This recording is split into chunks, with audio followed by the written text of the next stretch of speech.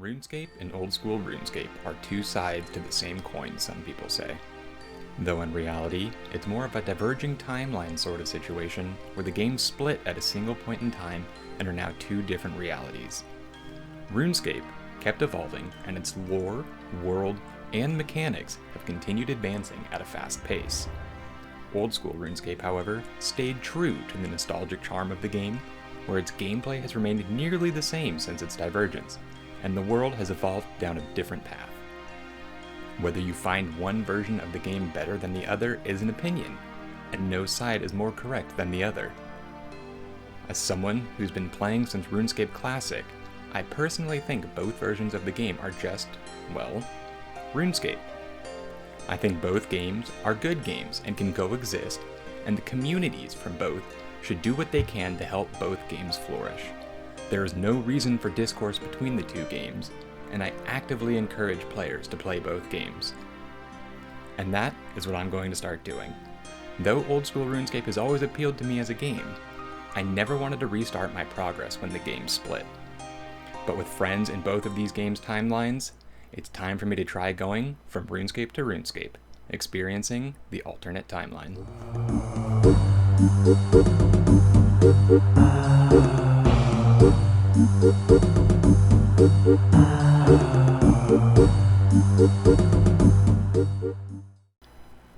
Hello everyone, and welcome back to RuneScape, this time for episode 5. A quick flash of the stats and the levels before we jump into that big grind that I recently talked about. And that is right, I'm going to be going for the graceful grind. Starting off in Alcaharid, I am going to show off one full lap of each course before I just speed through and show all of the different levels that I get. For the most part, I only get agility levels, but on some of the courses, I am able to do a little bit of fletching between obstacles or between the end of the lap and the start of the next one like here. But here we go. Gotta say, the Alcaharid course on its own, not the most entertaining. Some of the click boxes and how your character gets to some of them is a little bit wonky. The Varric one here, starting at level 30, quite a fun course. It's one of the longer ones, it felt like, but it was really nice for fletching because on the back half of it here, there's a lot of stretches of big space between obstacles, so you can get in 3-4 fletching before you have to click again, as well as from the ending to the start, there's another few that you can grab here. Didn't fail too many obstacles ever on any of the courses, not until higher levels.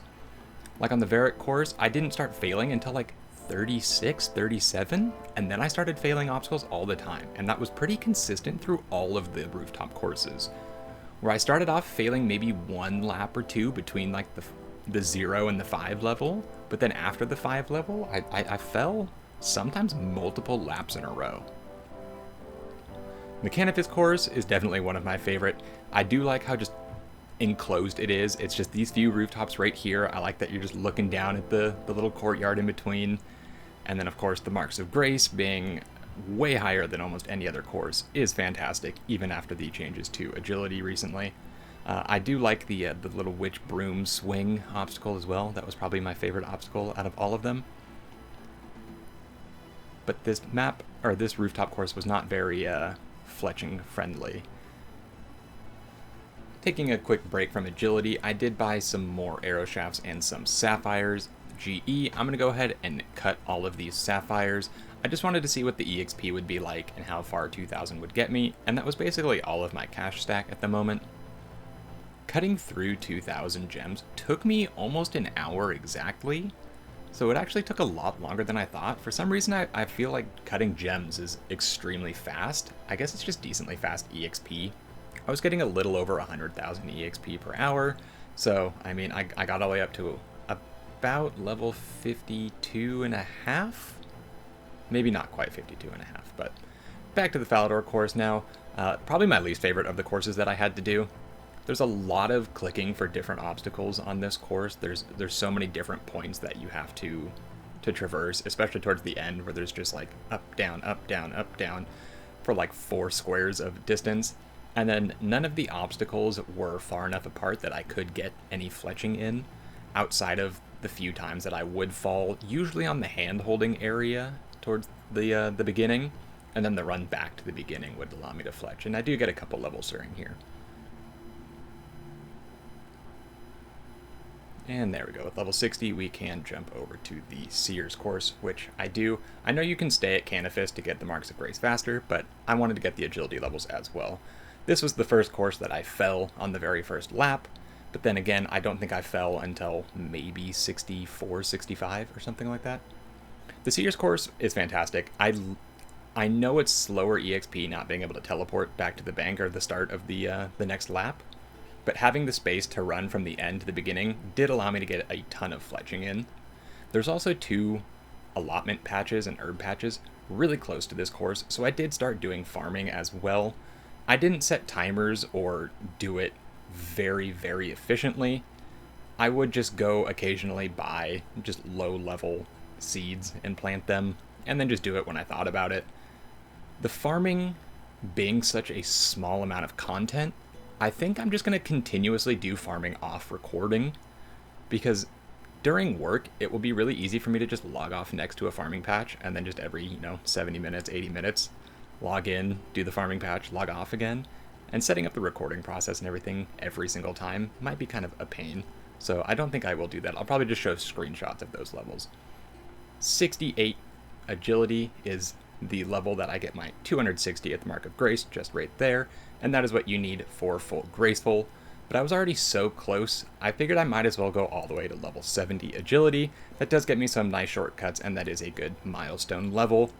And then I did finish 2 laps short, so I figured I would just go 2 more laps to get level 800, or not level 800, 800 rooftop laps there in Seers, and so that is where I am ending the agility grind. But that does mean it is time to go buy full Graceful. Teleporting on over to Berthorpe, we are going to slip on down the trapdoor behind the bar, make our way over to Grace in the far corner,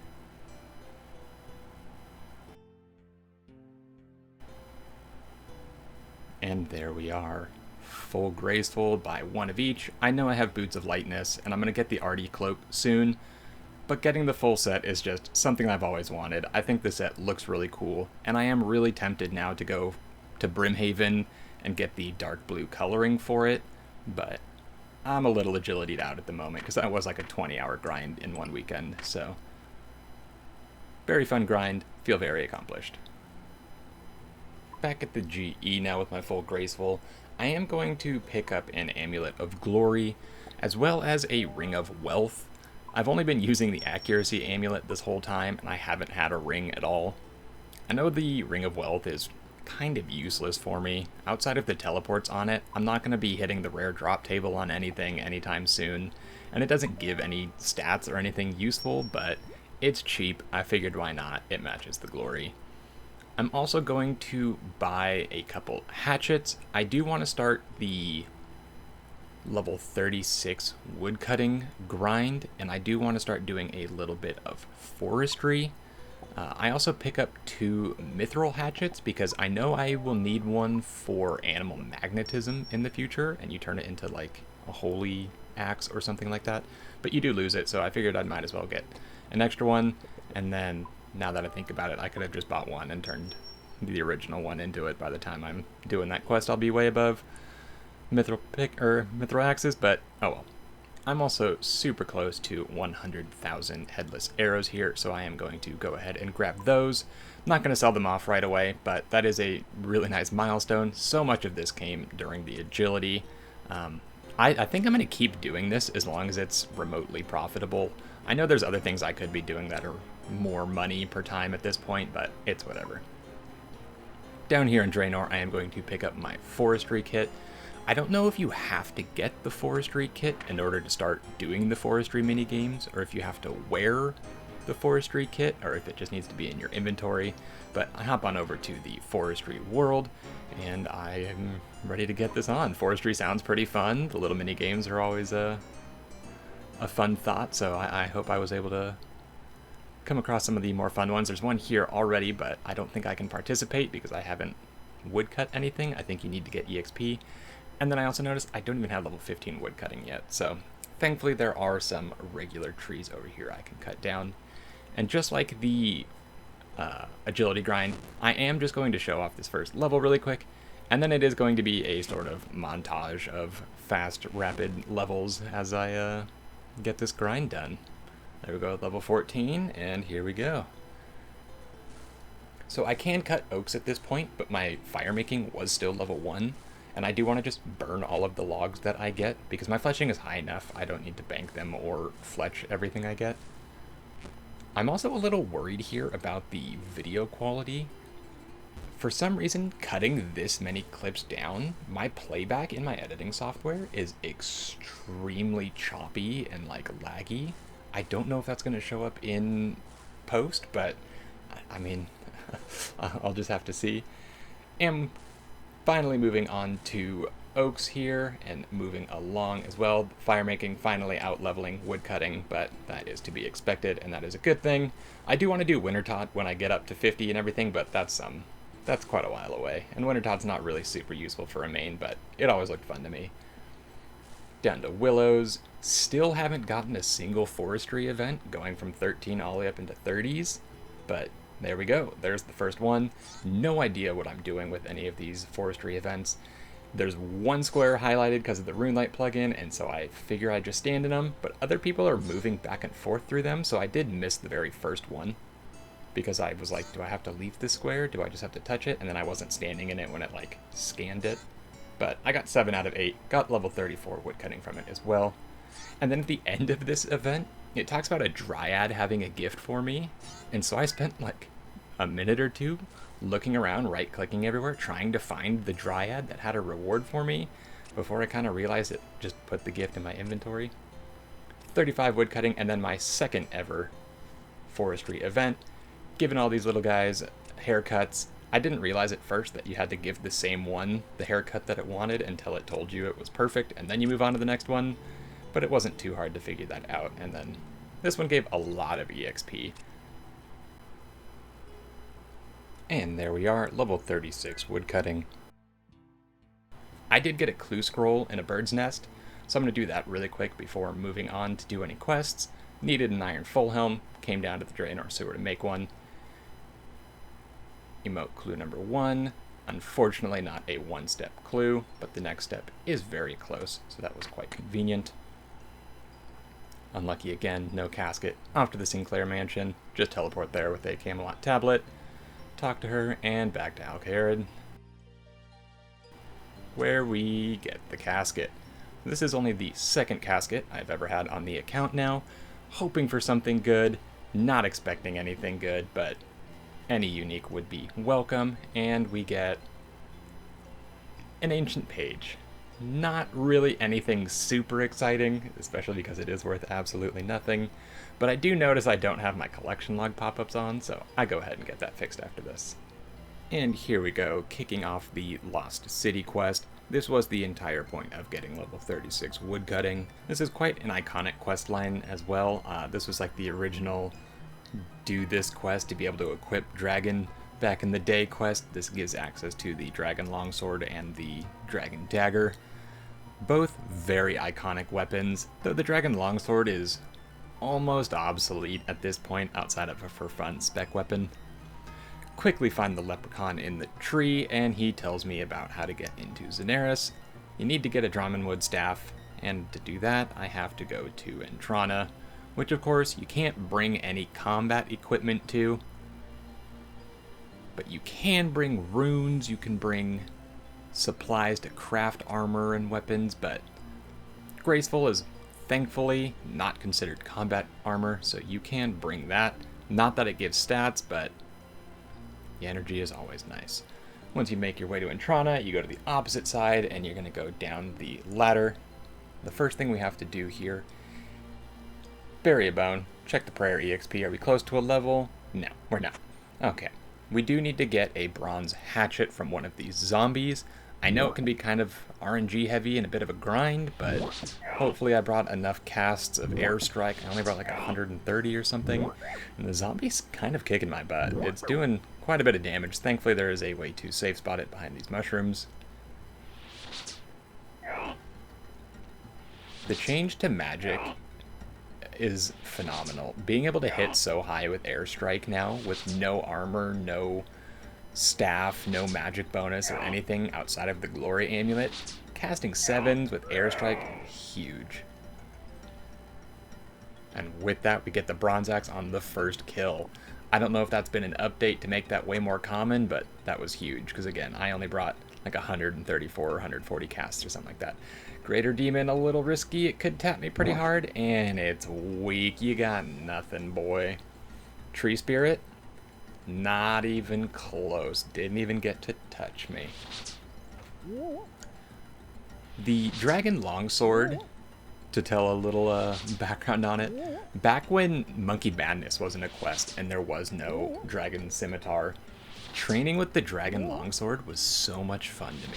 I loved the idea and the look of the Dragon Longsword. I even used it for its spec over the DDS just because hitting that big number just felt so good back in the day. So the Dragon Longsword is almost more of like a nostalgic, like iconic weapon to me than the Dragon Scimitar is. Do I plan on using it this time? Probably not. Monkey Madness isn't a very hard quest anymore, though it was considered quite difficult when it came out. And the Dragon Longsword just, it's kind of an obsolete weapon. Again, it's not very strong, and the Dragon Scimitar just does everything it wants to do, but better. But who knows? I'll probably buy it and whack a couple things with the spec just for old time's sake. Airstrike coming in clutch here because it is able to hit so high. Again, not the greatest experience having to manually cast spells because you don't have a staff down here, but it's whatever, you know. The Tree Spirit, never going to touch me because of the safe spot. I am chipping away with 6s and 7s and such. A lot better than hitting 1s. Does anyone else try to guess what damage they're going to hit based off of the EXP drop? I feel like every time I see the EXP drop, I'm like, okay, I'm trying to do the math of how much EXP you get per damage and everything like that. And it's like a mini game to me. I know you need multiple Draymond staves and branches for different quests and tricks later on, so I just get a full inventory.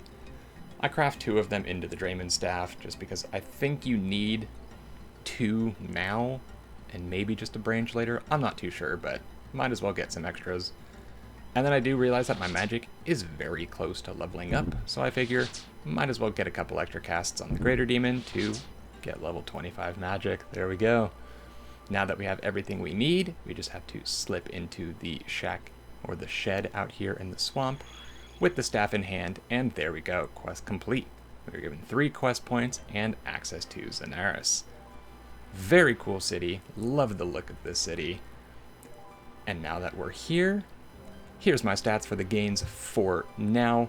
Zenaris does give us access to the Fairy Tale quests, and that is huge because that does give us the fairy rings, which probably the most broken transportation system, so we might as well get started on that right away. That was the whole point of this grind anyways.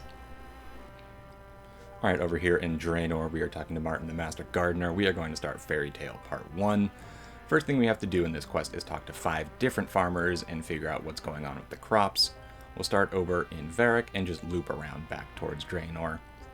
The first farmer we're going to talk to happens to be a Pokemon as well, based on the name. That's clearly just Vespiquen, complaining about there being no water and rain when there's a river right there for irrigation, but, you know, who am I to say?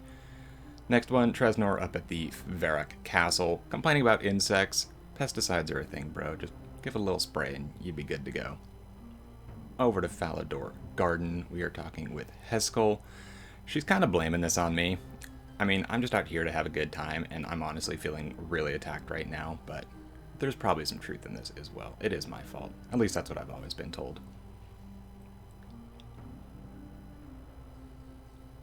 Heading on down to the patch between Falador and Draenor. Probably should do some farming here, but I think everything's dead as usual. Elston complaining about the seasons. This one is a little more confusing than all of them. And then Frizzy Skirnip, the one non-human that we ask, starts blaming it on fairies. And I'm confused about that, as if it's believable that I'm talking to a gnome and fairies not being a thing, but I've already met the fairies, as I've already been to Zenaris. So I don't know why that's such a confusing, like, concept in this quest. Back to the gardener, who somehow believes that the fairies are at fault here and wants me to talk to them. And here we go. I'm so sorry to all the fairy-talians out there. Ciao, esploratore. Nope, already. Too fast. Ah, it is a tragic tale. The queen bee, she is a, how you say, sick. Ah, tragedy. How much do you... Well, let me enlighten you. Zeneris is a nexus of the worlds. The queen... So when a day the Tanglefoot arrives, the queen bee, she goes to the cosmic temple area to kill it. She is cared for by... Dang, Ciao. Oh, a word of advice. You be careful not to cause it... I go through these texts way too fast, but that's all he would have been able to voice anyways if this was a voiced quest. Over to Fairy Nuff. She basically talks about the fairy being sick. She's taking care of her, blah, blah, blah. We get the code. Or we have to figure out how to get the enchanted secateurs and everything like that. So we're over here talking to Xandar by Falador. Probably like one of the least touched towers in the game. There's no reason to ever be here outside of doing this quest, I feel like. I don't know if there's clue steps or anything up in here. There might be, but do still get attacked by the Dark Wizards, but we're strong enough now. Come over here and talk to Malignus Mortifer, Necromancer, who is quite important in Runescape, but not necessarily in old school Runescape anymore. Do some more grave digging, bring him back some stuff, and here's the 3 items that we need. The Iron Man's worst fear. Alright. Baby Dragon Bones, Uncut Diamond, and a Raw Cave Eel. All 3 of which are very easily purchasable on the Grand Exchange, so nothing too bad there.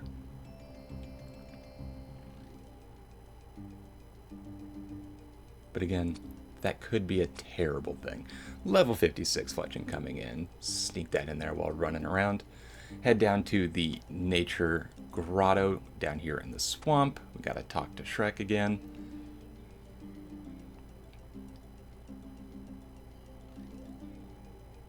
The fact that he knows already about magic secateurs despite only being a nature spirit for like a couple days, like where did this information come to him from? Was it just dawned upon him when he becomes a nature spirit? There we go though, the iconic magic secateurs are in hand. Now it's time to fight the Tanglefoot. Thankfully, it wanders perfectly into the spot where I can flinch it. Still have the right click settings turned on and everything, but this will be quick enough. Look at the time down there, 27 minutes.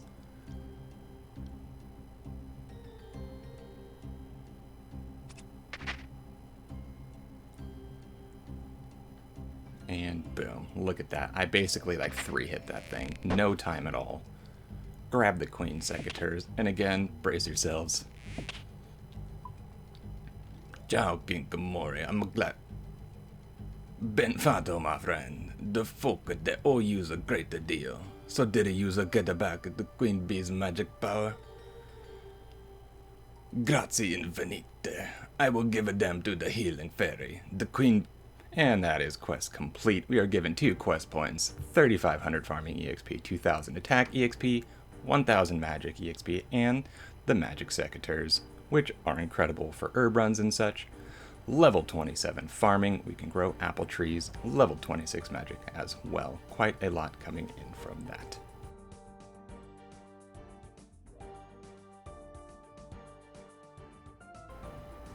With Fairy Tale Part 1 done, there's nothing else to do other than get started on Fairy Tales Part 2.